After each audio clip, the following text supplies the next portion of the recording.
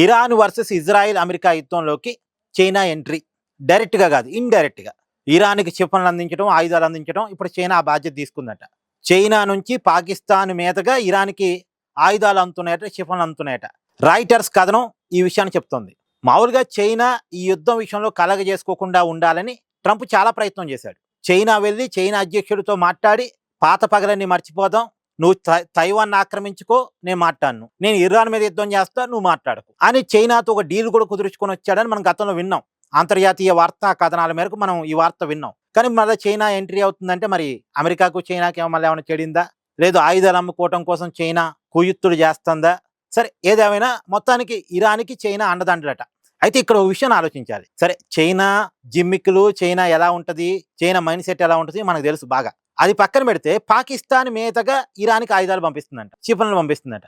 మరి పాకిస్తాను నా దేశం మీదుగా పంపొద్దు, నేను అమెరికాకి మిత్ర దేశం, ఇలా అమెరికా ఇరాన్ మీద దాడి చేస్తుంటే నేను అమెరికాకి సపోర్ట్గా ఉండాల్సిన దేశాన్ని నేను, మరి నా దేశం గుంటా నువ్వు ఇరాన్కి సహకారం చేస్తే అట్టా అని చెప్పేసి చైనాతో అనాలిగా పాకిస్తాన్. నా దేశం నుంచి నువ్వు ఆయుధాలు ఇరాన్కి పంపొద్దు అని చెప్పాలి కదా పాకిస్తాను. ఒక సమయంలో పాకిస్తాను అమెరికాకు ఇరాన్కి మధ్యవర్తి యుద్ధం ఆపటానికి. అలాంటి మధ్యవర్తిగా ఉన్న దేశం గుంటా చైనా ఇరాన్కి ఆయుధాలు పంపిస్తుంటే పాకిస్తాన్ ఏం చేస్తుంది? అడ్డుకుంటే చైనా కోపం కాటి నోరు మూసుకొని కూర్చుంది.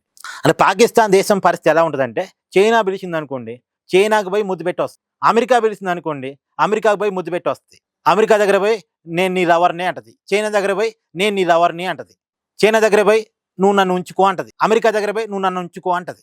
క్యారెక్టర్లెస్ కంట్రీ పాకిస్తాన్ అనేది. అటు అమెరికాతోటి ఒక రకమైన కాపురం చేస్తూ ఉంటుంది, ఇటు చైనాతోటి ఇంకో రకమైన కాపురం చేస్తూ ఉంటుంది. అంటే సారీ టు సే, ఆ దేశం పరిస్థితి అలా ఉంటుంది పాకిస్తాన్.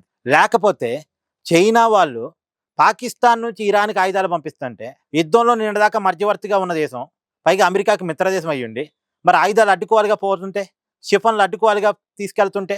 అందుకని పాకిస్తాన్ కంట్రీ యొక్క మనసత్వం ఇది. Thank you.